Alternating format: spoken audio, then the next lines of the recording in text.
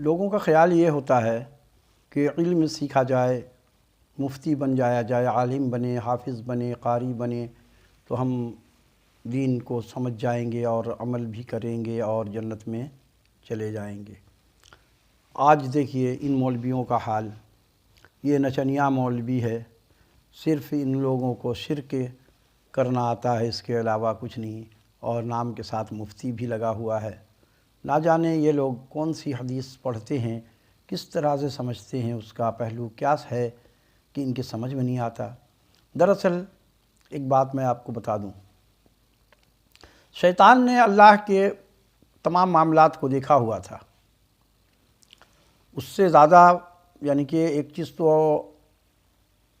ہے کہ کسی نے اللہ کو دیکھا نہیں، اللہ کے معاملات کو نہیں دیکھا، لیکن شیطان کو تو پورا حقیقت پتہ تھا، لیکن اس کے باوجود اس نے دلائل دے کر کے نافرمان ہو گیا، کافر ہو گیا، کیونکہ اس کی قسمت میں جہنم اللہ نے لکھ دیا۔ اور شیطان آج بھی دلیل دے رہا ہے کہ ہماری وجہ سے یہ دنیا آباد ہوئی ہے، نہ میں آدم علیہ السلام کو بہکاتا، نہ آدم دنیا میں آتے، نہ یہ دنیا وجود میں آتی، یہ تو میری بدولت ہوا سب کچھ، اللہ نے نہیں کیا۔ دیکھیے شیطان کیسا چکر دیتا ہے، اور اس کا دعویٰ یہ بھی ہے کہ جو کچھ بھی ہوا ہے اس کائنات میں وہ ہماری وجہ سے، آدم علیہ السلام کو رتبہ ملا ہماری وجہ سے، آدم کا پوری دنیا میں آسمان زمین پر نام ہوا وہ ہماری وجہ سے، ورنہ آدم علیہ السلام جنت میں اکیلے پڑے رہتے، کوئی ان کو پہچاننے والا نہیں تھا۔ یہ شیطان کی دلیل ہے۔ یہ بھی وہی شیطان کے ساتھی ہیں کہ دلیل دیتے ہیں اور یہاں مزاروں کا پوجا کرتے ہیں۔ دیکھ لیجئے اس ویڈیو میں نے ابھی ویڈیو دیکھا جس میں یہ ناچنے والے مولوی سمر عباس اور مفتی حنیف یہ کیسی بکواس کر رہے ہیں۔ مفتی حنیف یہ کہتا ہے کہ غوث اعظم تم گھر سے کیا کھا کر کے آئے ہو وہ بھی بتا دیں گے، نعوذ باللہ۔ اور اللہ کہتا ہے ان اللہ عندہ علم الساعہ، اللہ کے سوا غیب کی خبر کوئی نہیں جانتا، قیامت کب ہوگی اللہ کے سوا کوئی نہیں جانتا، اللہ جانتا ہے غیب کا علم۔ اور یہ کہتے ہیں غوث پاک سب کچھ بتا دیتے ہیں، کل کیا ہونے والا ہے۔ یہ ان کا عقیدہ ہے، یعنی اللہ کو تو انہوں نے اب اللہ کا تو ذکر ان کے ہونٹوں پہ ہے ہی نہیں۔ جہاں پہ بھی بیٹھے گا یہ مولوی غوث پاک، بھئی اللہ کے ولی ہیں، کوئی شک کی بات نہیں ہے اس میں، لیکن ان کا نعت رتبہ انہوں نے اللہ کے ساتھ بالکل جوڑ دیا۔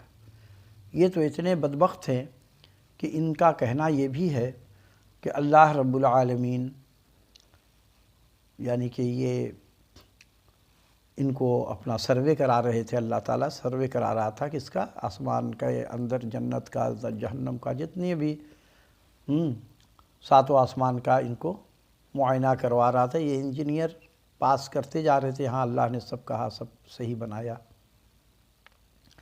تو اللہ کا پاؤں پھسلا اور غوث پاک نے ان کو اللہ کو گرنے سے بچا لیا، پکڑ لیا۔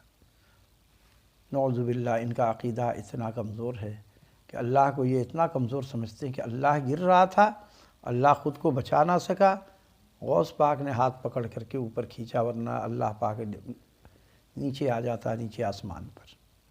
یہ بدبختوں کا عقیدہ ہے۔ اور پھر یہ دیکھیے مزار پر کس طرح سے سر جھکا رہا ہے، سجدے کر رہا ہے، اور اس مزار کے اوپر یہ لوگ شرک کر رہے ہیں۔ اب پھر اس کو شرک مانتے بھی نہیں ہیں، معاملہ یہ بھی ہے۔ اگر ایک انسان شرک کرتا ہے اور اس کو شرک سمجھ جائے، توبہ کرے گا، ان کو توبہ بھی نصیب نہیں ہوگی۔ اور ان کا عقیدہ پھر یہ ہے، انہوں نے تو ہر ویڈیو میں آج کل آپ لوگ بھی سن رہے ہیں یہ ہر ویڈیو میں یہی بتاتے پھرتے ہیں کہ جو غوث پاک کا مرید ہو گیا جنت اس کی پکی ہے۔